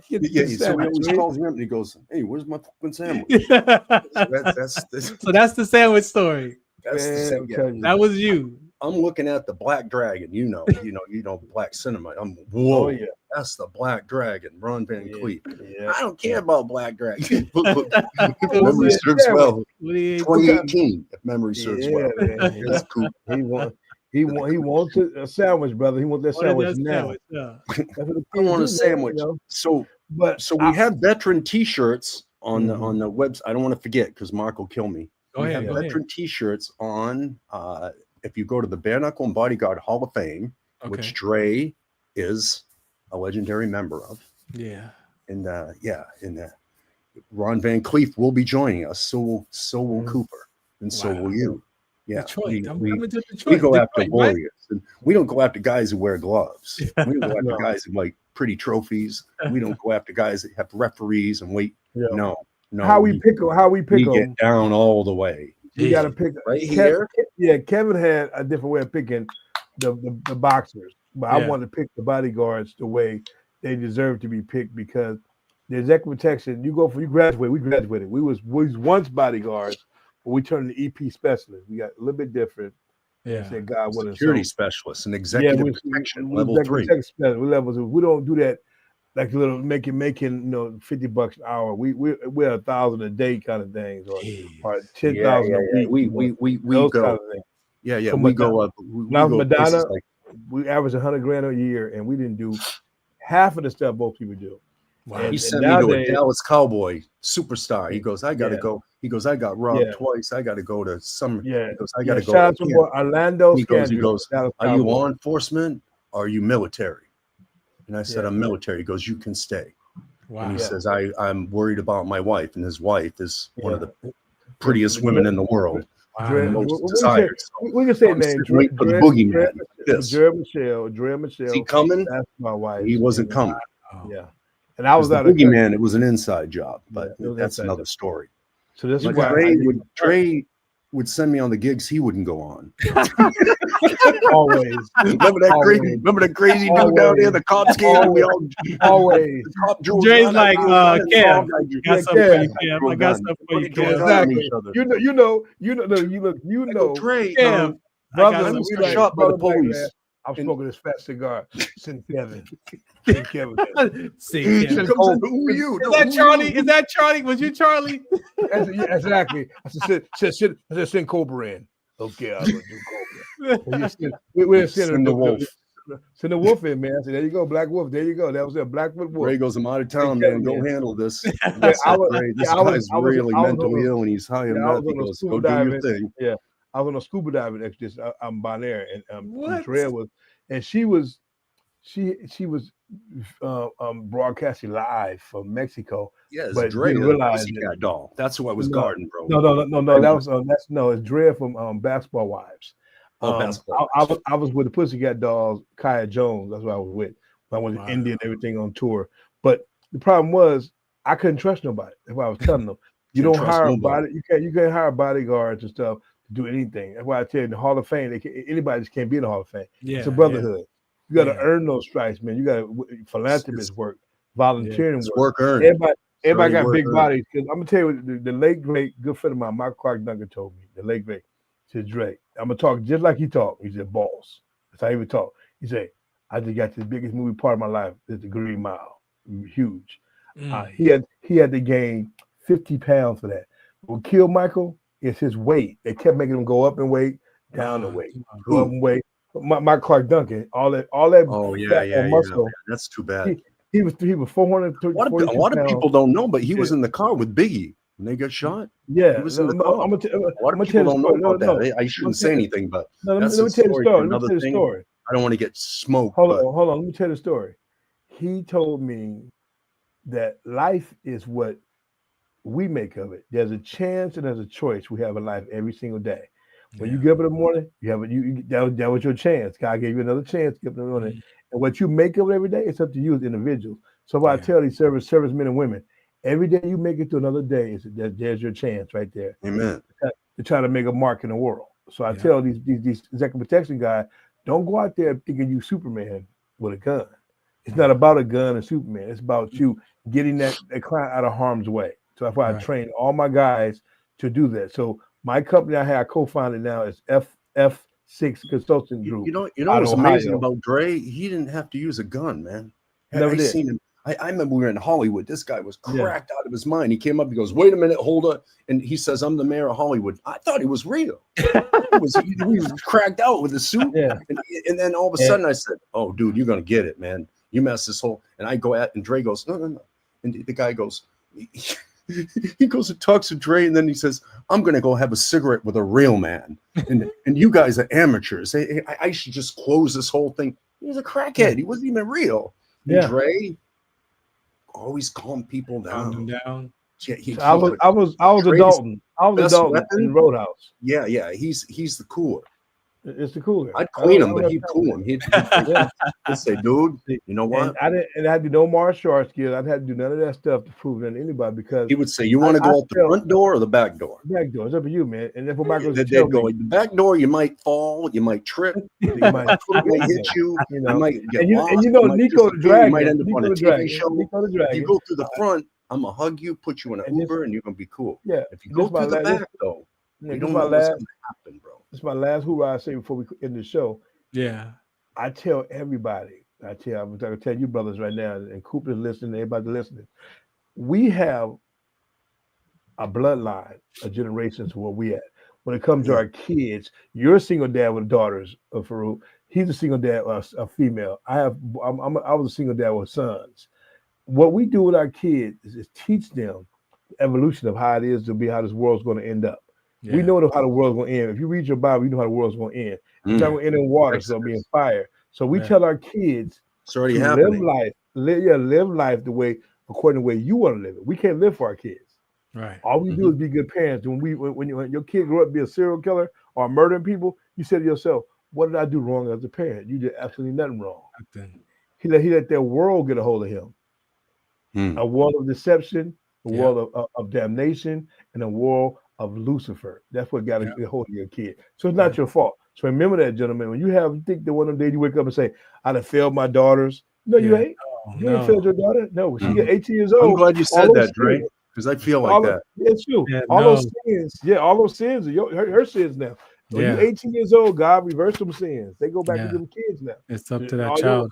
That's why we're trying to catch these children now, so they can reconcile their life back before they turn into that. You don't rehabilitate them when they're 50. Yeah, Thank you, Big Dre. Thank you for saying that. Man. That is so important. I mean, I'm on the prayer line at my church in the mornings, and and people are praying for their children. I'm like, you know what? Look at the prodigal son. Like, even in the midst of all of what that passage talks about, that one day in that pig pen, he came to himself. And that's all we can pray for, is that child for one day to come to themselves and realize, I got to get my life together. Yep. Those not sin, cast the first stone. I tell you about it. You know what it says by St. John of the Cross? It says, if a man truly wants to know what road he treads on, he must first close his eyes and walk in the dark. Yep. Amen to that. All day. We're walking in the dark. Kev, yeah, and we keep walking. Thank you, man, for hanging out today, man. This was nothing but a pleasure, bro. I thank you so much for sharing your story. You're a class act. Where can they find you at, Kevin? Where can we find you at? Yeah, give us some website at. There's veteran T-shirts on the Bare Knuckle and Bodyguard Hall of Fame. Please post it up, Dre. Dre's one of our legendary inductees. Was our first inductee. Matter of fact, I hope you don't sue me, but it was kind of Dre's idea. Yeah. He said, what about bodyguards, man? You're a bodyguard. You did a lot of time as a bodyguard. I go, nah. And he goes, no, man, you got to, these, there's guys that go to work and they never come back. They just disappear, Farron. They go in the underground and they never hear from them again. I got 3 buddies. And then I got a buddy who fought in the underground and he was killed by another buddy of mine and they were best friends. That's free. Try living with that. You killed your friend. Yeah. And he got inducted. He a pastor now. And he's a pastor. It made him become a pastor. It hurt him. One of my mentors too. One of my mentors. He taught me the game in the nightclub business. Him and Mike Clark Duncan. He's my mentors. Legend. Nico the Dragon. Legend. Toughest guy, man. I have him on the show soon. We'll give him a show. We'll have him on the show. Kev, that's for you. Kev, that's for you by Coop. Yeah, by Coop. Who said thank you for that prayer, man. It brought him to tears, man. He loved you for that. Got your voice, I love you, Coop. I love you, Coop. I love you, Coop. So website, right? Tell the website, Kev. We've been through a lot, not together. We were on the phone, but we went through. He goes, man, you won't believe my car broke down, man. Now I got no car. I go, mine did too. It's like every day something happened, and we just held each other like glue. Yeah, and then he said, dude, you need to go to the VA and get some help. And they got him a home. They got me an apartment. Yeah. So you know what? That's what I want to end this with. Yes. Go ahead. Don't give up, man. Go get, I said, you know what? They tried to kill me at the VA and we all got that story. Yeah. How they let us down. You know what? Okay. But they still care. Yeah. They still care. There's someone there that still cares. You got to find that someone. Yeah. There's someone there that cares. Don't give up. Don't say, I ain't going there no more. No, you can't give up. Because, the powers that be want you to give up. Yeah. They want you to quit. Yes. They want you to quit. So they don't have to serve you. That's it. So you can't give up. You have to give it another chance. And I remember what my commander told me. He said, they ain't no one coming, man. I go, what do you mean? They're coming. He says, they ain't coming, man. Right. You got to get yourself out of this shit. Yeah. Copeland, he goes, if you don't, you're going to die here. Yeah. You're going to die here by your fucking self. Yeah. So they ain't coming for you. You got to get yourself out of that room, man. I mean, if you're listening to me, you might go, well, he had better luck than me. No, I didn't, man. I didn't have better luck than you. I asked Dre. He suffered with me. We suffered alone. We did some stuff we can't talk about. Yeah. Yeah. And then you did too. We all did. I want to say, for my veterans as well, I did a lot of personal development stuff in the beginning, led me back to some church. I did some grievance classes when my dad passed away. But the one education that really helped me was the CBT, cognitive behavior, at the VA. And that was at the VA. And I want to tell you, that education helps you grab your thoughts and put them through that curriculum, and you'll discover how exaggerated our subconscious mind talks to us. You can't use words like all, always, and all the time, and you never do this, and you never do that, and she never. You can't use those words. I learned one thing: the devil doesn't have horns, and he ain't red with warts all over him. He's got big boobies. He's got a round ass. He's got a nice car. He's got a Thank beautiful you. condo, and he's Thank saying, "Come you. on, move on in with me. Thank Come you. on in. Thank I got you, Kevin.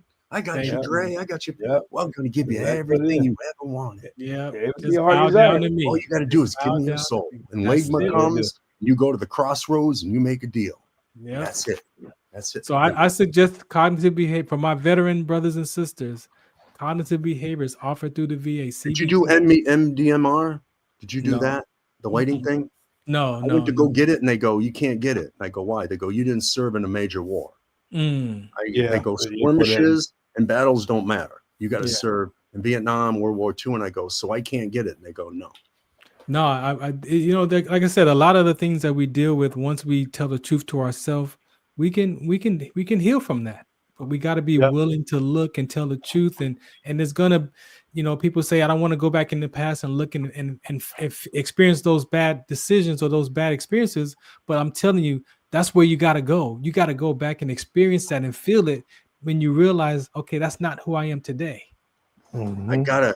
I gotta tell you something. That one line by a fighter told me, and then he posted it, and it profoundly changed my life. You know who Nate Diaz is, of course. Nate Dogg.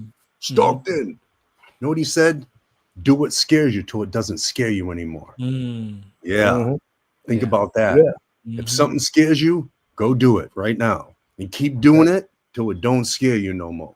When it don't scare you no more, it's over. That's why I'm still getting married. Hey, 3 in them. I'm on number 2, bro, and I'm like, I had to go heal first, bro. I had to make sure that Farron is cool before I do that one again. I'll tell you what. There's a lot of pains in the world, brother. But ain't nothing like a heartache. I know. Ain't nothing like having your heart broken, bro, and you're alone, and ain't no one around. A broken heart and a crushed spirit, they don't go together. They don't. They don't go together. Only thing that I found that could heal both of those was God. He can heal your broken heart and your crushed spirit. And I'm proof. You know what fear means? False evidence appearing real. Yeah. That's fear. Yeah. Fear is not real. Yeah. It's false evidence appearing. When my doctor told me that, my ears perked up. Yeah. It's false evidence. This ain't real. Yeah.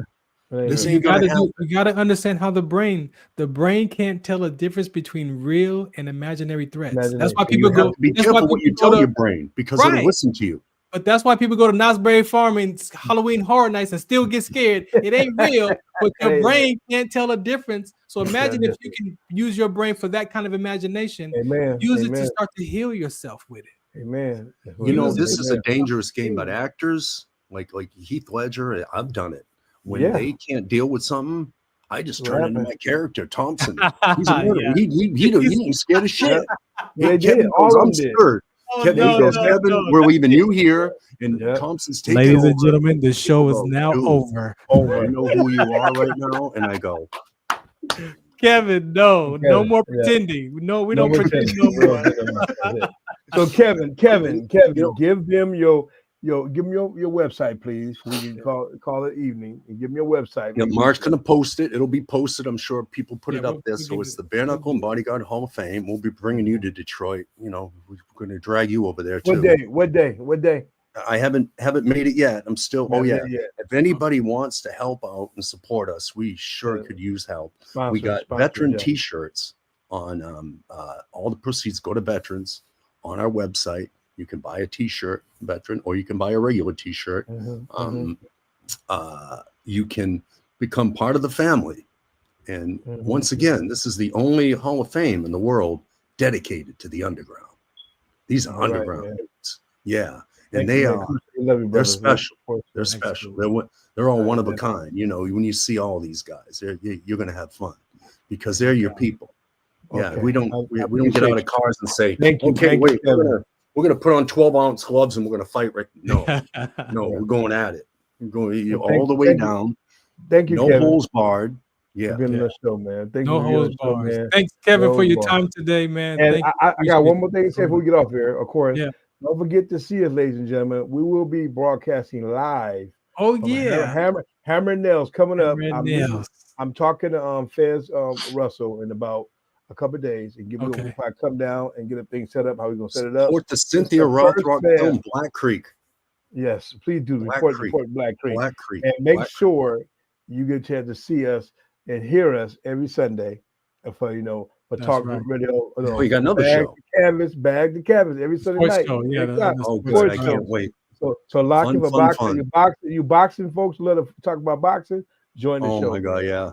So, No so doubt. it's hot. It's hot. As long as I can And- talk about Marvelous and Mob and shout out to Hagel. my team. Marvelous Mob. My city council team, Rodney. Yeah. Allen, Oh, yeah. campaign Oh, yeah. manager, BJ Douglas, my boy Tyre Maroon. Dorsey. You know, I Tyre want Dorsey. to get All Hitman that Hearns, the Motor City Cobra. I want to get him at our events so bad because It ain't him hard and to do. Mob I and can Hagel, find him. that I was can my find favorite boxing match. I That can was the find most violent rounds of boxing. Big Dre gonna find them. We can follow. Ain't hard to get done. I used to have him in my number, man. Thomas Hearns. My phone. Oh, you got the Hitman? James talking yeah, to we need Thomas the Hitman. every day. So thank you, Kevin. Thanks, Thank you, Kevin. Farouk. Appreciate y'all. God Thanks, bless Big you. Dre. Oh, God bless. Thanks you for what you're those doing, and tuning in and you know, listening. may God pave this beautiful path that you made to help so many guys, man. Amen. I for one, veteran, you made me happy, man. Thank You really you. did.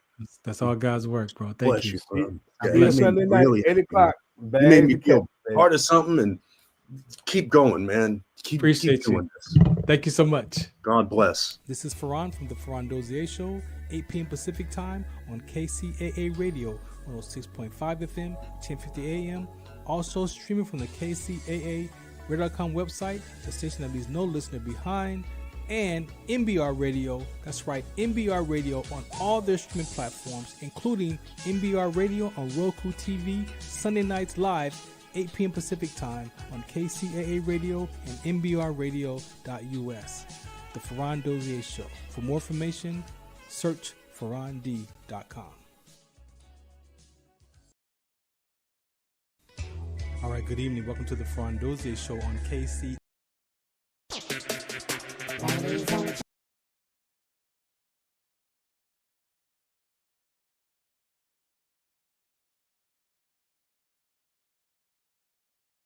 Ladies and gentlemen, thank you for tuning in to Military Broadcast Radio.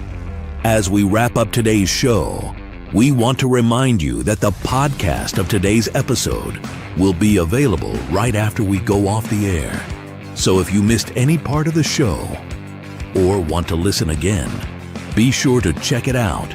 And remember, we're here to support and honor our veterans. Your stories and experiences matter, and we are committed to giving you a platform to share them. That's right.